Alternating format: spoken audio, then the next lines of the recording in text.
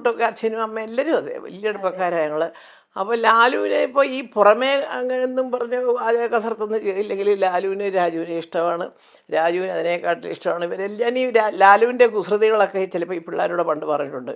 യോ എന്നെ പോലെ ആയിരുന്നടാ മോഹൻലാൽ എന്നൊക്കെ പറഞ്ഞിട്ട് എന്നൊക്കെ പറയും. പക്ഷെ അതൊന്നും അല്ല, ലാലുവിൻ്റെ ഒരു മനസ്സുണ്ടല്ലോ, അതൊക്കെ ഒരു തുറന്ന വേദിയിൽ പറയാൻ, അത് സിനിമയിൽ എല്ലാവർക്കും കിട്ടത്തില്ല മോളെ, സത്യം പറയാം.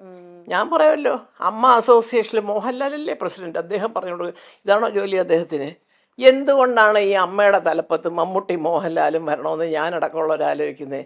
അത് ആരെങ്കിലും ഈ അമ്മയിലുള്ളവർ ചിന്തിക്കുന്നുണ്ടായിരിക്കാം, എന്തോ എനിക്കറിയില്ല.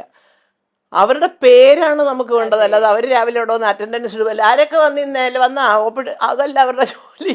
അവർ മലയാള സിനിമയുടെ യശസ് ലോകമെമ്പാടും ഉയർത്താൻ നടക്കുന്ന രണ്ട് വ്യക്തികൾ കാലത്ത്, അതിനാണ് വേറൊരു കമ്മിറ്റിയും ഒരു സെക്രട്ടറിയും ഒരു ട്രഷററും അതും ഇതൊക്കെ ആയിട്ട് കുറേ ആൾക്കാരെ എടുത്തിരിക്കുന്നത്. അവരും ഇല്ലേ, വേറെ ഉണ്ടല്ലോ, കമ്മിറ്റിയിൽ നിന്ന് ആരെങ്കിലും വിളിച്ച് രണ്ടുപേരെ ഇരുത്താം. അപ്പോൾ ഞാൻ പറയുന്നത് അവരവിടെ വരണം എന്നുള്ളതല്ല, അത് മമ്മൂട്ടി മോഹൻലാലാണ് കേട്ടോ എൻ്റെ മറ്റേ തലപ്പത്ത് കാര്യങ്ങൾ. അയ്യോ വേണ്ട, ഇനി അവിടെ ചെന്നൊന്നും പറയാൻ നിൽക്കേണ്ട, അവർക്കൊരു മനസ്സിന്. അപ്പം അവരോടുള്ള ബഹുമാനം കൊണ്ടാണ് ചിലപ്പോൾ ഒരു പക്ഷേ പല തെറ്റുകളും അമ്മ ചെയ്തു എന്ന് തോന്നുന്നത് മിണ്ടാതെ നമ്മളൊക്കെ വിടുന്നത്. അതെല്ലാ സംഘടനയിലും അങ്ങനെയാണ്. ഇപ്പം തലപ്പത്തിരിക്കുന്ന ആളുടെ ഇൻഡസ്ട്രിയിലെ സ്ഥാനം എന്താണെന്ന് നമ്മൾ നോക്കും അല്ലേ.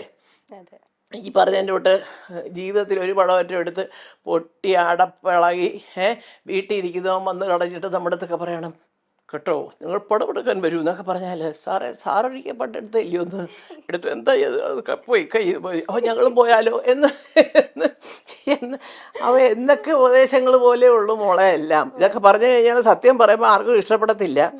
എങ്കിലും ഞാൻ പറയുന്ന അതാണ്, മമ്മൂട്ടി മോഹൻലാൽ സംഘടനയിലിരിക്കുന്നു, പക്ഷേ അവിടെ എന്നും വന്ന് കാര്യങ്ങൾ നോക്കുന്നവർക്ക് തെറ്റുകൾ പറ്റുന്നുണ്ട്. ഞാൻ ഈ അടുത്ത കാലത്ത് പറഞ്ഞില്ല, എൻ്റെ താരണ്ടി ചോദിച്ചു കുടുംബയോഗത്തിൽ ചേച്ചി പാട്ട് പഠിക്കും. ഏത് കുടുംബയോഗം?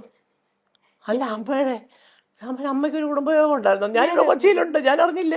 അപ്പോൾ ചോദിച്ചപ്പം അന്ന് ബാബുരാജ് മാത്രം ഒരു ഉത്തരം പറഞ്ഞു, 4 പേരെ വെച്ച് ഏൽപ്പിച്ചു ഓരോരുത്തരെ ക്ഷണിക്കുക. അയ്യോ എൻ്റെ പൊന്നെ ചേച്ചി, ജഗദീഷും പറഞ്ഞു കേട്ടോ. ഞാൻ എനിക്കതിലൊന്നും പരാതിയൊന്നുമില്ല, അപ്പോൾ ചെറിയ കാര്യം നമ്മൾ പിന്നെ ഈ വയസ്സുകാലത്ത് ഇനിയിപ്പോൾ കുടുംബയോഗത്തെ. അപ്പം ഞാൻ കളിയാക്കി പറഞ്ഞു, ജഗദീഷിനോട് കൂടെ പറഞ്ഞു, അതിപ്പം ആരെയാണ് നിങ്ങളെ ഏൽപ്പിച്ചത്? പെണ്ണുങ്ങളാണെങ്കിൽ അവരൊരു പക്ഷേ അമ്മയെക്കാട്ടിൽ ആങ്ങളമാരെ ആയിരിക്കും ഇഷ്ടം, ആണുങ്ങളാണെങ്കിൽ അമ്മയെക്കാട്ടിൽ പെങ്ങന്മാരോടായിരിക്കും ഇഷ്ടം, ഇതുകൊണ്ടാണല്ലോ വിളിക്കാത്തത്.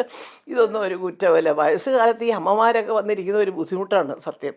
അയ്യോ അവർ വീഴുമോ, അവിടെ കാണുമെന്ന് പിടിച്ചേരെ ഇറങ്ങി പോകുമ്പോൾ എന്നൊക്കെ പറഞ്ഞ് ഒരുപാട് കാര്യങ്ങളാണ്. അപ്പോൾ അതുകൊണ്ട് അതറിഞ്ഞ് നമ്മളങ്ങ് മാറി നിൽക്കുക. കുടുംബയോഗത്തിൽ വല്ല പ്രത്യേകമായിട്ട് വല്ലതും ഉണ്ടെങ്കിൽ നമ്മൾ പോകും, സഹകരിക്കും, അതൊരു സംശയമില്ല.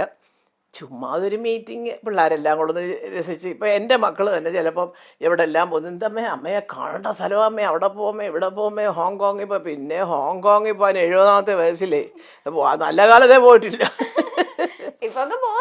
അതൊക്കെ ഞാൻ ഇപ്പം പറയുന്നത് പിള്ളേരോട്, ഞാനും ഒന്ന് ലൈൻ മാറ്റാൻ പോവാ, യാത്ര, ഒരു ന്യൂ ജനറേഷൻ, ഒരു ഭയങ്കര അപ്പൊ അതുകൊണ്ട് ഞാൻ പറയാൻ കാര്യം മോളെ എന്താണെന്നറിയാം, ഇപ്പൊ എമ്പുരാന്റെ കാര്യം തന്നെ എടുക്കുമ്പോൾ മമ്മൂട്ടിയും മോഹൻലാലും ഒക്കെ അഭിനയിക്കുന്ന ഒരു പടം അതിന് തന്നെ ഒരു വലിയ വാർത്തയാണ് അല്ലേ. അപ്പോൾ അതിനകത്ത് പൃഥ്വിരാജ് ഡയറക്റ്റ് ചെയ്തു. പൃഥ്വിരാജിൻ്റെ ഒരുവിധം നന്നായിട്ട് അത്യാവശ്യമൊക്കെ പടം ചെയ്യാനൊക്കെ ഉള്ളൊരു കഴിവുണ്ടെന്നുള്ള 2 പടത്തിലൂടെ ഏറെക്കുറെ കുറച്ച് പേർക്കെങ്കിലും അറിയാം. അത് സമ്മതിക്കാൻ ഇതുപോലെ മോഹൻലാലിനെ പോലെ മനസ്സുള്ളവർക്ക്, അല്ലാത്തൊരു എന്താന്നൊക്കെ പറയാം, അതൊക്കെ പറയും, അത് പറഞ്ഞോട്ടെ, അതൊന്നും നമ്മളിങ്ങനെ കേട്ടിങ്ങനെ കളയുക. അപ്പോൾ ഇത് രണ്ടും കൂടെ ആയപ്പോഴത്തേക്ക് സത്യം ഇതെല്ലാവരുടെ നല്ല അന്തസ്സായിട്ട് എഴുതിയിരിക്കുന്നവരുടെയൊക്കെ കത്തുകൾ വായിച്ചാൽ നമുക്ക് ഭയങ്കരമായിട്ടൊരു അഭിമാനം തോന്നും. ചേച്ചി ലാലേട്ടനെ പോലെ ഒരാളെ വെച്ചിട്ട് ഇങ്ങനെ ഒരു പടം ചെയ്യാനായിട്ട് പൃഥ്വിക്ക് ഒരു അവസരം കിട്ടിയത് തന്നെ വലിയ ദൈവാധീനം. പക്ഷേ പൃഥ്വി നന്നായിട്ട് ചെയ്യും, ഞങ്ങൾക്ക് വി ഹാവ് ദ പൃഥ്വിക്ക് അതിൻ്റെ കഴിവുണ്ട്, ഞങ്ങൾ അതുകൊണ്ടാണ് ആ പടം കാണാൻ ഇങ്ങനെ വെയിറ്റ് ചെയ്ത് എന്നൊക്കെ പറയുമ്പോൾ ഒരു വലിയ സന്തോഷമല്ലേ.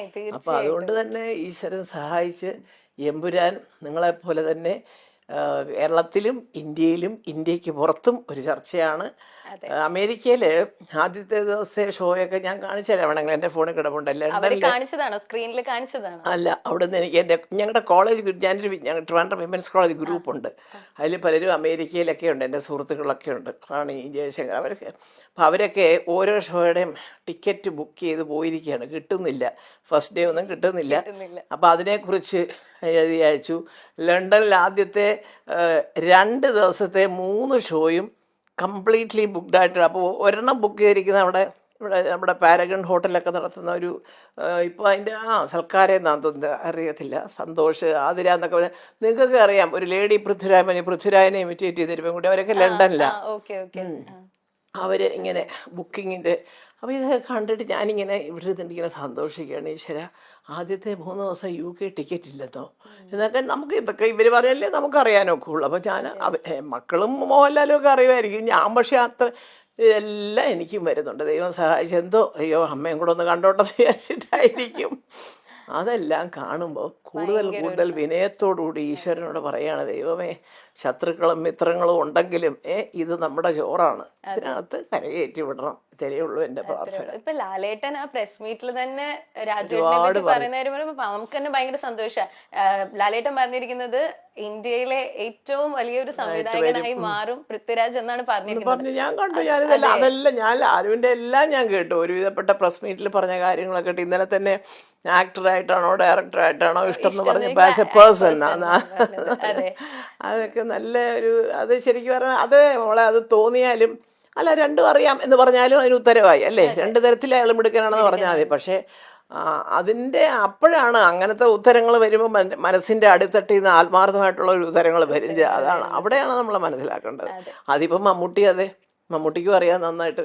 എൻ്റെ മക്കളെ എല്ലാം നന്നായിട്ട് സുഖമായിട്ടുള്ള കാലം മുതലേ വലിയ അടുപ്പക്കാരാണ്. അപ്പം ലാലുവിനെ കുടുംബപരമായിട്ട് ഞാനൊരു കൊച്ചു മോനെ പോലെ എപ്പോഴും വയസ്സ് വലിയ വ്യത്യാസമൊന്നുമില്ല. എന്നാൽ ലാലു എന്നെ കണ്ട് ഒരുപാട് ഉള്ളതാണ്, ഞാൻ പറഞ്ഞില്ലേ. അപ്പോൾ എന്നാലും ആ ഒരു സ്നേഹവും അടുപ്പവും ഒക്കെ ഉണ്ടല്ലോ. ചുമ്മാ അങ്ങ് വെറുതെ ഈ പത്രമാധ്യമങ്ങളിൽ വരുന്ന ഭാഷ പോലെ തെക്കോട്ടും വടക്കോട്ടും ഇട്ട് കളയാനുള്ളതല്ല.